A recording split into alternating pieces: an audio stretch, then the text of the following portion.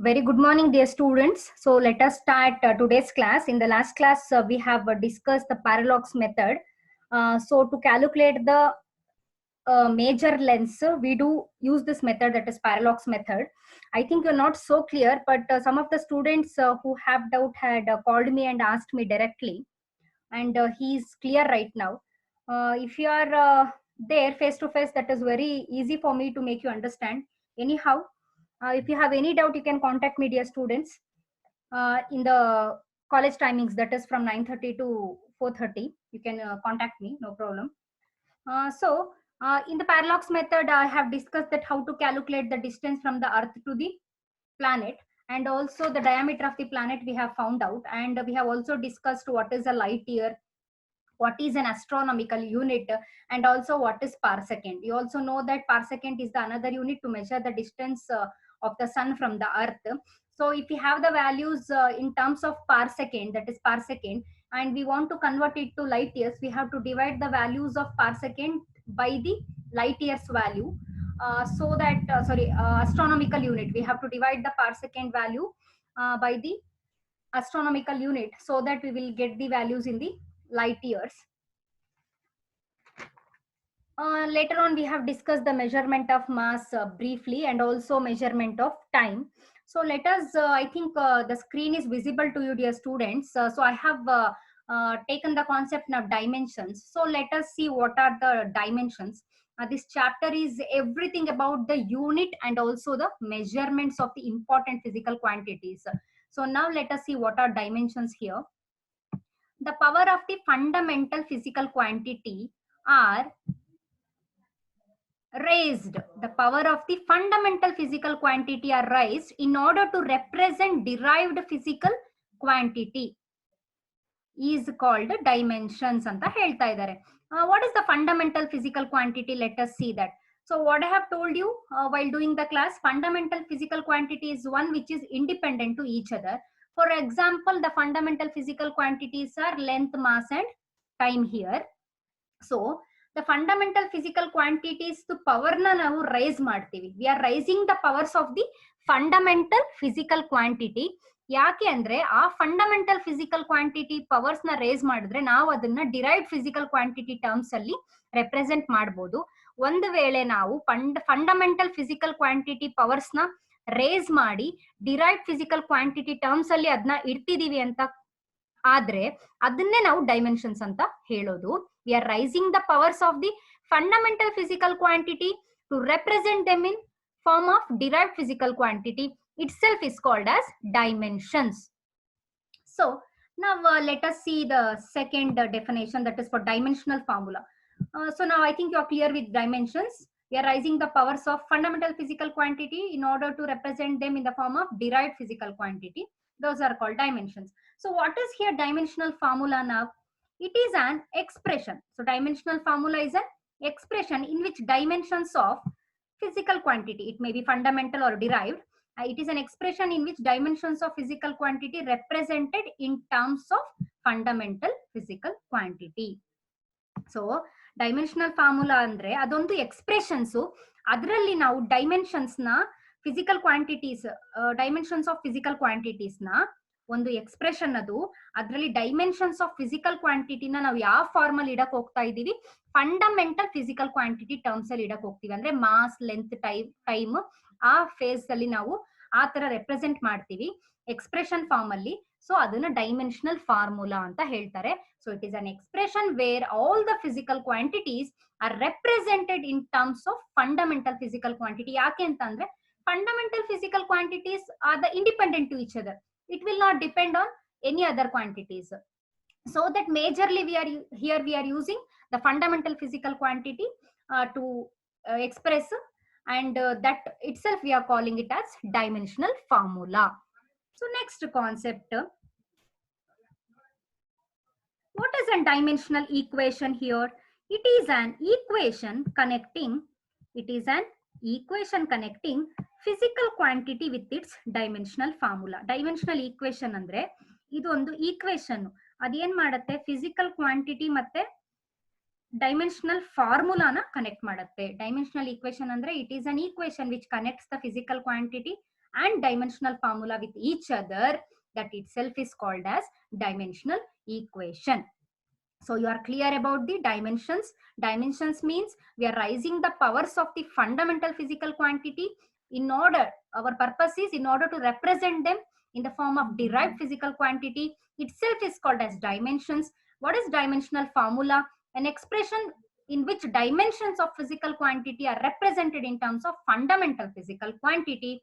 Then dimensional equation, what is that? An equation connecting physical quantity with its dimensional formula is called dimension equation. So I think you are clear about these three concepts.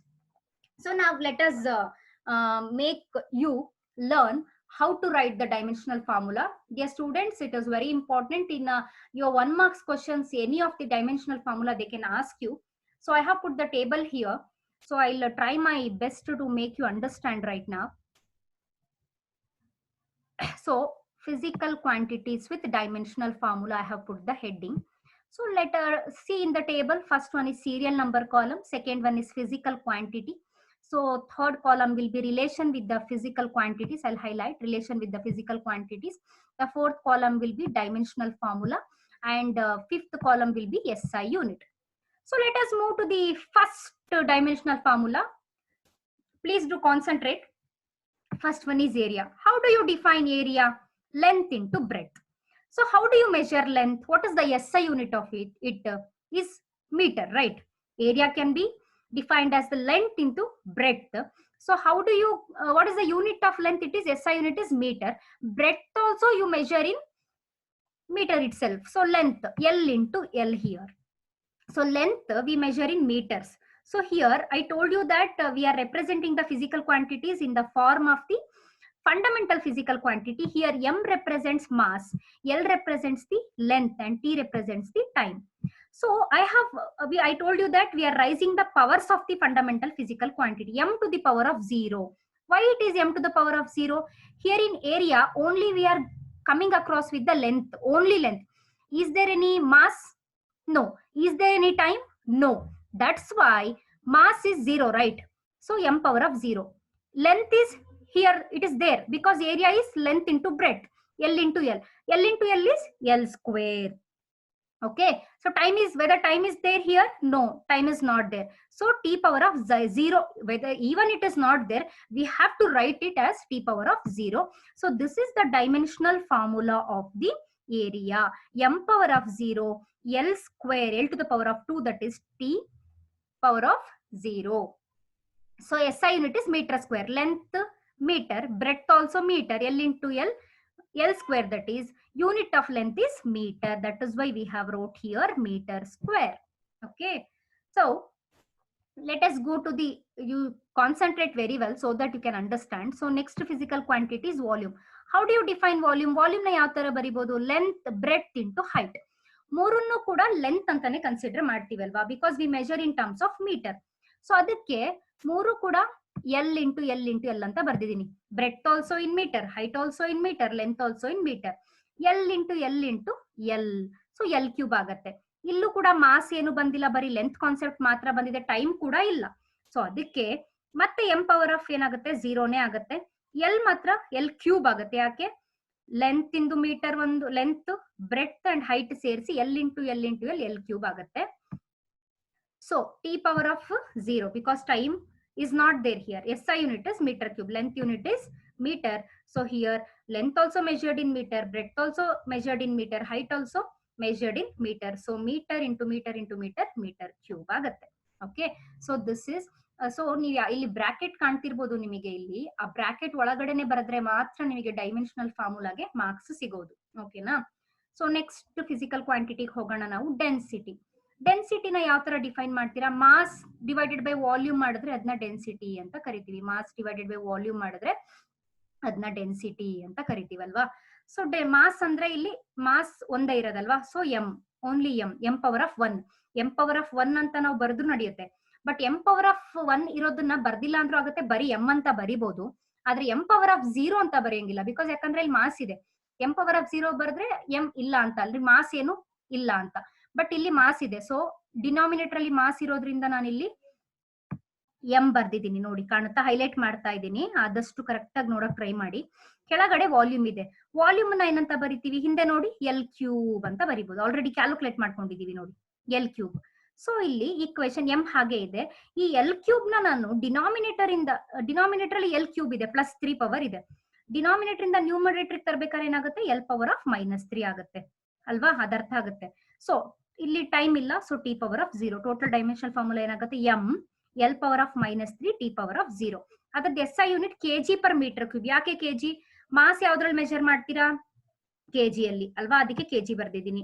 So length ಯಾವ್ದ್ರಲ್ಲಿ measure ಮಾಡ್ತೀರಾ? Metre ಅಲ್ಲಿ. So volume ಅಂದ್ರೆ length into breadth into height, so metre cube. KG per metre. Per ಯಾಕೆ ಬಂತು ಅಂದ್ರೆ ಅದು denominator ಅಲ್ಲಿ ಇತ್ತು, ನ್ಯೂಮರೇಟರ್ ತಂದಾಗ ಅಲ್ಲಿ ಮೈನಸ್ ಬರುತ್ತೆ. KG per metre cube is the S I unit. So dimensional formula separate, S I unit separate. ಕೆಲವೊಮ್ಮೆ ನಾವು ಈ ತರ ಬರೀಲಿಲ್ಲ ಅಂದ್ರೂ ಬರೀ ಎಸ್ ಐ ಯೂನಿಟ್ ಕೂಡ ನೋಡ್ಕೊಂಡ್ಬಿಟ್ಟು ನಾವು ಬರಿಬಹುದು ಡೈಮೆನ್ಷನಲ್ ಫಾರ್ಮುಲಾನ. ಅದನ್ನ ನಾವು ಲೈವ್ ಕ್ಲಾಸ್ ಅಲ್ಲಿ ನಿಮಗೆ ಇನ್ನೊಂದ್ಸರಿ ಹೇಳ್ಬಹುದು. ಸೊ ನೆಕ್ಸ್ಟ್ ಕಾನ್ಸೆಪ್ಟ್ ಯಾವ್ದಿದೆ ಇಲ್ಲಿ? ನೆಕ್ಸ್ಟ್ 4th ಫಿಸಿಕಲ್ ಕ್ವಾಂಟಿಟಿ ನೋಡಿ, ಸ್ಪೀಡ್ ಅಥವಾ ವೆಲಾಸಿಟಿ ಅಂತ ಕರಿಬಹುದು. ಸ್ಪೀಡ್ ನ ಏನಂತ ಬರೀತೀರಾ? ಅಥವಾ ವೆಲಾಸಿಟಿನ ಡಿಸ್ಟೆನ್ಸ್ ಡಿವೈಡೆಡ್ ಬೈ ಟೈಮ್ ಮಾಡಿದ್ರೆ ಅದನ್ನ ನಾವು ಏನಂತ ಕರಿತೀವಿ? ಸ್ಪೀಡ್ ಅಂತ. We can call it as speed. Distance divided by time. Distance ನ ಯಾವ್ದ್ರಲ್ಲಿ ಮೆಜರ್ ಮಾಡ್ತೀರಾ? ಅಗೇನ್ ಎಲ್ ಪವರ್ ಆಫ್ 1 ಮಾತ್ರ ಇದೆ, ಡಿಸ್ಟೆನ್ಸ್ ಸ್ಕ್ವೇರ್ ಇಲ್ಲ ಅಲ್ಲಿ. Distance by time it self is velocity. So bracket ಒಳಗಡೆ ಬರೀಬೇಕು, ಸ್ಕ್ವೇರ್ ಬ್ರಾಕೆಟ್ ಅದು. ಟೈಮ್ ಇದೆ ಇಲ್ಲಿ, ಡಿಸ್ಟೆನ್ಸ್ ಬೈ ಟೈಮ್ ಇರೋದ್ರಿಂದ ಟಿ ಪವರ್ ಆಫ್ 1 ಅಂತ ಬರ್ದಿಲ್ಲ ಅಂದ್ರೂ ಆಗುತ್ತೆ. ಬ್ರಾಕೆಟ್ ಒಳಗೆ ಟಿ ಬರಿಬೇಕು. ಇಲ್ಲಿ ಮಾಸ್ ಉಂಟಾ? ಇಲ್ಲ, ಡಿಸ್ಟೆನ್ಸ್ ಬೈ ಟೈಮ್ ಮಾತ್ರ ಇದೆ. ಸೊ ಮಾಸ್ ಏನಾಗುತ್ತೆ? ಎಂ ಪವರ್ ಆಫ್ 0 ಆಗುತ್ತೆ. ಎಲ್ ಪವರ್ ಆಫ್ 1 ಬರಿಬಹುದು, ಬರ್ದಿಲ್ಲ ಅಂದ್ರೂ ಆಗುತ್ತೆ. L T power of -1 ಯಾಕಾಯ್ತು? ಇಲ್ಲಿ ಟಿ ಡಿನಾಮಿನೇಟರ್ ಅಲ್ಲಿ ಇದೆ, ಡಿನಾಮಿನೇಟರ್ ಇಂದ ನ್ಯೂಮರೇಟರ್ ತಗೊಂಡು ಹೋಗ್ಬೇಕಾದ್ರೆ ಏನಾಗುತ್ತೆ? ಟಿ ಪವರ್ ಆಫ್ -1 ಆಗುತ್ತೆ. M square bracket M power of 0 L T power of -1 square bracket close ಮಾಡಿ. ಇದಿಷ್ಟು dimensional formula of velocity. So ವೆಲಾಸಿಟಿದು ಯೂನಿಟ್ ಏನಾಗುತ್ತೆ? ಮೀಟರ್ ಪರ್ ಸೆಕೆಂಡ್ ಆಗುತ್ತೆ. ಯಾಕೆ? ಲೆಂತ್ ಅಂದ್ರೆ ಇಲ್ಲಿ ಮೀಟರ್, ಲೆಂತ್ ಇಂದ ಯೂನಿಟ್, ಟೈಮ್ ಇಂದು ಸೆಕೆಂಡ್ಸ್. ನೋಡಿ ಇಲ್ಲಿ ಇದನ್ನೇ ನೋಡ್ಕೊಂಡು ನೀವು ಎಸ್ ಐ ಯೂನಿಟ್ ಬರ್ದ್ ಬಿಡ್ಬೋದು. M power of 0 mass concept ಇಲ್ಲಿ ಇಲ್ಲ. ಎಲ್ ಅಂದ್ರೆ metre, length of unit of length is metre, time ಇಂದು unit second, metre per second ಅಂತ ಬರೀತೀವಿ ಅಲ್ವಾ? ಸೊ ನಾವ್ let us move to the acceleration. So ಇಲ್ಲ ಕಾನ್ಸೆಪ್ಟ್ ಆಕ್ಸಿಲರೇಷನ್ ಅಂದ್ರೆ ಎಲ್ಲ ಅಂತ ನಿಮಗೆ ನೆಕ್ಸ್ಟ್ ಚಾಪ್ಟರ್ ಅಲ್ಲಿ ಇನ್ನೂ ಕರೆಕ್ಟ್ ಆಗಿ ಗೊತ್ತಾಗುತ್ತೆ. ಆಕ್ಸಿಲರೇಷನ್ ಅಂದ್ರೆ ಏನು? ವೆಲಾಸಿಟಿನ ನಾವು ಟೈಮ್ ಇಂದ ಡಿವೈಡ್ ಮಾಡಿದ್ರೆ ಅದನ್ನ ಆಕ್ಸಿಲರೇಷನ್ ಅಂತ ಕರಿತೀವಿ. ವೆಲಾಸಿಟಿ ಡಿವೈಡೆಡ್ ಬೈ ಟೈಮ್ ಆದ್ರೆ ಸ್ಪೀಡ್ ಅಂದ್ರೆ, ಅಥವಾ ವೆಲಾಸಿಟಿ ಅಂದ್ರೆ ಡಿಸ್ಟೆನ್ಸ್ ಬೈ ಟೈಮ್ ಮಾಡಿದ್ರೆ ವೆಲಾಸಿಟಿ ಬರೋದು. ಆಕ್ಸಿಲರೇಷನ್ ಅನ್ನ ವೆಲಾಸಿಟಿ ಬೈ ಟೈಮ್ ಮಾಡಿದ್ರೆ ಆಕ್ಸಿಲರೇಷನ್ ಬರುತ್ತೆ. ಓಕೆ, ಸೊ ವೆಲಾಸಿಟಿದು ಆಲ್ರೆಡಿ ನೀವು ಇಲ್ಲಿ ಹಿಂದೆ ನಂಬರ್ 4th ಫಿಸಿಕಲ್ ಕ್ವಾಂಟಿಟಿಲಿ ಕ್ಯಾಲ್ಕುಲೇಟ್ ಮಾಡ್ಕೊಂಡು ಆಗಿದೆ. ಅದಕ್ಕೆ ಡೈರೆಕ್ಟ್ ಆಗಿ ವೆಲಾಸಿಟಿ ಪ್ಲೇಸ್ ಅಲ್ಲಿ ಬರೀರಿ. ಇಲ್ಲಿ ನೋಡಿ, ಇದು ಕನೆಕ್ಷನ್, ಇದು ಈಗ ಬರೀತಿರೋದು L power of t-1 already ಬಂದಿರೋದು ವೆಲಾಸಿಟಿ. ಕೆಳಗಡೆ ಟೈಮ್ ಇದೆ, ಸೊ ಟಿ ಪವರ್ ಆಫ್ 1 ಬರುತ್ತೆ. ಕರೆಕ್ಟಾ? ಸೊ ಎಂ ಏನು ಮಾಸ್ ಏನಿಲ್ಲ ಇಲ್ಲಿ, ಎಂ ಪವರ್ ಆಫ್ 0 ಅಂತ ಬರೀಲೇಬೇಕು. ಎಲ್ ಒಂದಿದೆ, ಎಲ್ ಪವರ್ ಆಫ್ 1 ಅಂತ. ಸೊ ಎಲ್ ಹಾಗೆ ಬರಿಬಹುದು ನೀವು. ಇಲ್ಲಿ ಯಾಕೆ ಟಿ ಪವರ್ ಆಫ್ -2 ಆಯ್ತು ಅಂದ್ರೆ ನೋಡಿ, ಇಲ್ಲಿ ಅಬ್ಸರ್ವ್ ಮಾಡಿ, ಇಲ್ಲಿ ಯಾಕೆ ಟಿ ಪವರ್ ಆಫ್ -2 ಆಯ್ತು? ಡಿನಾಮಿನೇಟರ್ ಅಲ್ಲಿ ಟಿ ಪವರ್ ಆಫ್ -1 ಇದೆ, ಕೆಳಗಡೆ ಟಿ ಪವರ್ ಆಫ್ +1 ಇದೆ. ಆ ಟಿ ಪವರ್ ಆಫ್ +1 ಡಿನಾಮಿನೇಟರ್ ಇಂದ ನ್ಯೂಮರೇಟರ್ ಹೋದ್ರೆ ಏನಾಗುತ್ತೆ? ಟಿ ಪವರ್ ಆಫ್ -1 ಆಗುತ್ತೆ. -1 ಎಷ್ಟಾಗುತ್ತೆ? ಮೈನಸ್ ಇದ್ದಾಗ ನಾವೇನ್ ಮಾಡ್ತೀವಿ? ಆಡ್ ಮಾಡ್ತೀವಿ. ಸೊ ಈ ಟಿ ಡಿನಾಮಿನೇಟರ್ ಇಂದ ನ್ಯೂಮರೇಟರ್ ಹೋಗ್ಬೇಕಾದ್ರೆ ಟಿ ಪವರ್ ಆಫ್ -1 ಆಗುತ್ತೆ. ಮೇಲ್ಗಡೆ ಆಲ್ರೆಡಿ -1 ಇದೆ, -1 ಏನಾಗುತ್ತೆ? -2 ಆಗುತ್ತೆ. ಓಕೆ, ಸೊ ಇಲ್ಲಿ ಎಸ್ ಐ ಯೂನಿಟ್ ಏನಾಗುತ್ತೆ? ಲೆಂತ್ ಇಂದು ಮೀಟರ್ ಹಾಗೆ ಇದೆ, ಟೈಮ್ ಇಂದು ಸೆಕೆಂಡ್ ಸ್ಕ್ವೇರ್ ಆಗುತ್ತೆ. So metre per second square. So this is how we write the acceleration. Please try to understand, go through the video again and again. So next physical quantity we have is momentum. Momentum ನ ಏನಂತ ಬರಿಬಹುದು? Mass into velocity. Mass ನ velocity ಜೊತೆ multiply ಮಾಡಿದ್ರೆ momentum ಅಂತ ಕರಿತೀವಿ. Product of mass into velocity is called as momentum. So mass ಇಂದು ಇಲ್ಲಿ ಎಂ ಬರಿಬೇಕು, ಒಂದು ಮಾಸ್ ಇದೆ, so M power of 1 into ವೆಲಾಸಿಟಿದು ಆಲ್ರೆಡಿ ಮೇಲ್ಗಡೆ ಕ್ಯಾಲ್ಕುಲೇಟ್ ಮಾಡ್ಕೊಂಡಿದ್ದೀರಾ ನೋಡಿ, ಇಲ್ಲಿ L into T power of -1, ಅದನ್ನೇ ಇಲ್ಲಿ ಸಬ್ಸ್ಟಿಟ್ಯೂಟ್ ಮಾಡಿದೀನಿ, L power of t-1. So ಎರಡು ಸೇರಿಸ್ಬಿಟ್ಟು M L into T power of -1 ಆಗಿದೆ ಅಲ್ವಾ? ಸೊ ನೆಕ್ಸ್ಟ್ ಇದ್ರ ಯೂನಿಟ್ ಏನಾಗುತ್ತೆ? ಮಾಸ್ ಇಂದು ಕೆಜಿ. ನೋಡಿ ಇದನ್ನೇ ನೋಡ್ಕೊಂಡು ಬರೀಬೇಕು. ಮಾಸ್ ಇಂದು ಕೆಜಿ, ಲೆಂತ್ ಇಂದು ಮೀಟರ್, ಸೊ ಟೈಮ್ ಇಂದು per second. So kg metre per second. ನೀವು ಡೈಮೆನ್ಷನಲ್ ಫಾರ್ಮುಲಾ ನೋಡ್ಕೊಂಡು ಯೂನಿಟ್ ಬರಿಬಹುದು, ಅಥವಾ ಯೂನಿಟ್ ನೋಡ್ಕೊಂಡು ಕೂಡ ಡೈಮೆನ್ಷನಲ್ ಫಾರ್ಮುಲಾ ಬರಿಬಹುದು. ಎರಡು ವೇಯಲ್ಲಿ ನಿಮಗೆ ಈಸಿ ಆದಾಗ ನೀವು ಮಾಡ್ಕೊಳ್ಳಿ. ಸೊ ನಾವು next physical quantity is force. Force ಯಾವ ತರ ಬರೀತಾರೆ, ಮಾಸ್ ಜೊತೆ ಆಕ್ಸಿಲರೇಷನ್ ಅನ್ನ ಮಲ್ಟಿಪ್ಲೈ ಮಾಡಿದ್ರೆ, ಆಕ್ಸಿಲರೇಷನ್ ಅಂದ್ರೆ ಏನು, ವೆಲಾಸಿಟಿ ಡಿವೈಡ್ ಬೈ ಟೈಮ್, ಇಲ್ಲ ಇದೆ ನೋಡಿ. ಸೊ ಈಗ ಫೋರ್ಸ್ ನ ಮಾಸ್ ಇಂಟು ಆಕ್ಸಿಲರೇಷನ್ ಮಾಡಿದ್ರೆ ನಮಗೆ ಫೋರ್ಸ್ ಬರುತ್ತೆ. ಫೋರ್ಸ್, ಸೊ ಮಾಸ್ ಇದೆ ಇಲ್ಲಿ, ಮಾಸ್ ಇಂಟು ನೋಡಿ ಇದ್ರದ್ದು ಕನೆಕ್ಷನ್ ಇದು, ಮಾಸ್ ನ m ಪವರ್ ಆಫ್ 1 ಇರೋದ್ರಿಂದ ಬರ್ಕೊಂಡೆ, ಇಂಟು ಆಕ್ಸಿಲರೇಷನ್ ಇಲ್ಲಿ ಕ್ಯಾಲ್ಕುಲೇಟ್ ಮಾಡಿ ಇಟ್ಕೊಂಡಿದೀನಿ ನೋಡಿ, ಹೈಲೈಟರ್ ಮತ್ತೆ ಮೂವ್ ಮಾಡ್ತಾ ಇದೀನಿ ಇಲ್ಲಿ, l power of t-2. So ಅದನ್ನೇ ಇಲ್ಲಿ ಸಬ್ಸ್ಟಿಟ್ಯೂಟ್ ಮಾಡ್ತಾ ಇದೀನಿ.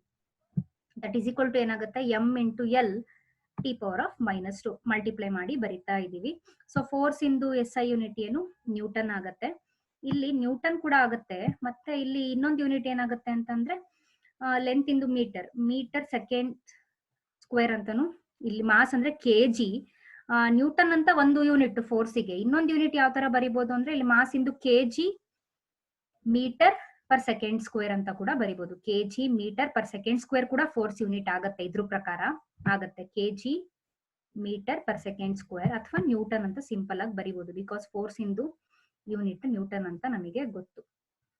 ಓಕೆನಾ. ಸೊ ನೆಕ್ಸ್ಟ್ ನಂಬರ್ 8 ಅಲ್ಲಿ ಇರೋದೇನು ಅಂತ ಅಂದ್ರೆ ಪ್ರೆಷರ್ ಅಂತ. ಸೊ ಪ್ರೆಷರ್ ನ ಯಾವ ತರ ಡಿಫೈನ್ ಮಾಡ್ತೀರಾ, force by area, force divided by area ಮಾಡಿದ್ರೆ ನಮಗೆ ಪ್ರೆಷರ್ ಬರುತ್ತೆ. ಫೋರ್ಸ್ ನ ನಾನು ಆಲ್ರೆಡಿ ಕ್ಯಾಲ್ಕುಲೇಟ್ ಮಾಡ್ಕೊಂಡು ಇಟ್ಕೊಂಡಿದ್ದೀನಿ. ಸೊ 7th ನಂಬರ್ ಫಿಸಿಕಲ್ ಕ್ವಾಂಟಿಟಿಯಲ್ಲಿ ಫೋರ್ಸ್ ನ ಡೈರೆಕ್ಟ್ ಆಗಿ ಸಬ್ಸ್ಟಿಟ್ಯೂಟ್ ಮಾಡಿ, ಇಲ್ಲಿದೆ ನೋಡಿ, m l t power of -2, square bracket ಬರೀಲಿಲ್ಲ ಅಂದ್ರೆ ಅದಕ್ಕೆ ಏನು ಮೀನಿಂಗ್ ಇಲ್ಲ. ಸೊ ಡಿವೈಡೆಡ್ ಬೈ ಇಲ್ಲಿ ಏರಿಯಾ ಏನಂತ ಬರೀತೀವಿ, l square, because l into l is l square, already calculate ಮಾಡ್ಕೊಂಡಿದ್ದೀನಿ. ಸೊ ಇಲ್ಲಿ m l ಪವರ್ ಆಫ್ -1 ಯಾಕಾಯ್ತು, t ಪವರ್ ಆಫ್ -2 ಡಿನಾಮಿನೇಟರ್ ಅಲ್ಲೇ ಇದೆ, ಇಲ್ಲಿ ನ್ಯೂಮರೇಟರ್ ಅಲ್ಲಿ l ಸ್ಕ್ವೇರ್ ಇದೆ ಅಲ್ವಾ, ಆ l ಸ್ಕ್ವೇರ್ ಮೇಲ್ಗಡೆ ಹೋದ್ರೆ l ಪವರ್ ಆಫ್ -2 ಆಗುತ್ತೆ ಅಲ್ವಾ. -2 plus 1 is -1, l power of 1 ಇಲ್ಲಿ ಡಿನಾಮಿನೇಟರ್ ಅಲ್ಲಿ ಇದೆ, l ಪವರ್ ಆಫ್ 1 ನ್ಯೂಮರೇಟರ್ ಅಲ್ಲಿ ಇದೆ. ಸೊ ಡಿನಾಮಿನೇಟರ್ ಅಲ್ಲಿ l ಪವರ್ ಆಫ್ 2 ಇದೆ, l ಪವರ್ ಆಫ್ 2 ಡಿನಾಮಿನೇಟರ್ ಇಂದ ನ್ಯೂಮರೇಟರ್ ಹೋದಾಗ l ಪವರ್ ಆಫ್ -2 ಆಗುತ್ತೆ. -2 plus 1 is -1, m l power -1 t power -2. So SI unit ಏನಾಗುತ್ತೆ ಇಲ್ಲಿ, ಪ್ರೆಷರ್ ಗೆ ನ್ಯೂಟನ್ ಪರ್ ಮೀಟರ್ ಸ್ಕ್ವೇರ್ ಅಂತಾನು ಬರಿಬಹುದು, ಪ್ರೆಷರ್ ಗೆ ಪ್ಯಾಸ್ಕಲ್ ಅನ್ನೋ ಯೂನಿಟ್ ಕೂಡ ಇದೆ. ನ್ಯೂಟನ್ ಪರ್ ಮೀಟರ್ ಸ್ಕ್ವೇರ್ ಅಂತ ಆದ್ರೂ ಬರಿಬಹುದು, ಇಲ್ಲಾದ್ರೆ kg metre per second square ಆಗುತ್ತೆ, ಇಲ್ಲಾದ್ರೆ ನ್ಯೂಟನ್ ಪರ್ ಮೀಟರ್ ಸ್ಕ್ವೇರ್ ಆಗುತ್ತೆ, ಅಥವಾ ಪ್ಯಾಸ್ಕಲ್ ಅಂತಾನು ಬರಿಬಹುದು. So next 9th number physical quantity is work. So force into distance ಅಂತ, ವರ್ಕ್ ನ ಏನಂತ ಬರಿಬಹುದು, ಫೋರ್ಸ್ ಇಂಟು ಡಿಸ್ಟೆನ್ಸ್ ಅಂತ ಬರಿಬಹುದು, ಕೆಲಸ ವರ್ಕ್. ಸೊ ಫೋರ್ಸ್ ಇಂದ ಆಲ್ರೆಡಿ ಕ್ಯಾಲ್ಕುಲೇಟ್ ಮಾಡ್ಕೊಂಡಿದ್ದೀನಿ, ಮೇಲ್ಗಡೆ ನೋಡಿ, ನೀವು ಅಬ್ಸರ್ವ್ ಮಾಡಿ, ವಿಡಿಯೋ ಪದೇ ನೋಡಿ. m into l t power of -2, distance ಯಾವ್ದ್ರಲ್ಲಿ ಮೆಜರ್ ಮಾಡ್ತೀವಿ, ಮೀಟರ್ ಅಲ್ಲಿ. ಸೊ ಲೆಂತ್ ಅಂತ ಬರ್ಬೇಕಲ್ಲಿ ಅಲ್ವಾ. ಸೊ MLT ಅಂದ್ರೆ ಮಾಸ್ ಲೆಂತ್ ಟೈಮ್ ಅಂತ. ಸೊ ಇಂಟು l, ಅದನ್ನ ಸಮರೈಸ್ ಮಾಡಿ ಏನ್ ಬರಿಬಹುದು, m ಇಲ್ಲೂ +1 ಇದೆ, ಎಲ್ಲೂ ನ್ಯೂಮರೇಟರ್ ಇದೆ, ಎರಡು ಕೂಡ +1 +1 +2 ಆಗುತ್ತೆ, m l square t power of -2 ಹಾಗೆ ಇರುತ್ತೆ. ಸೊ ವರ್ಕ್ ಇಂದು SI ಯೂನಿಟ್ ಏನಾಗುತ್ತೆ, ಜೌಲ್ ಆಗುತ್ತೆ. ಎನರ್ಜಿದು ಕೂಡ ಸೇಮ್ ವರ್ಕ್ ತರ, energy is the capacity. Energy ಅಂದ್ರೆ ಏನು, energy is the capacity to do the work ಆಗಿರೋದ್ರಿಂದ ಎನರ್ಜಿದು ಸೇಮ್ ವರ್ಕ್ ಹಿಂದೆ ಡೈಮೆನ್ಷನಲ್ ಫಾರ್ಮುಲಾ ಬರುತ್ತೆ, that is same. Energy also we measure in joules. So I have discussed the 10 physical quantities. Rest of the physical quantities also I have to discuss, dear students. I will discuss it in the next class. I am not putting burden on you since it's your first year. You may find a bit difficult, but nothing is impossible. Go through the video again and again, and please do ask me any of the doubts if you have. So we have discussed today what is dimension, what is dimensional formula, what is dimensional equation, and I have made you learn how to write the dimensional formula. So in this table you have learned the 10 physical quantities. For your 1 marks questions, you will get any one of the dimensional formula to write. So please contact if there is any doubt. So today I'll wind up this class, dear students.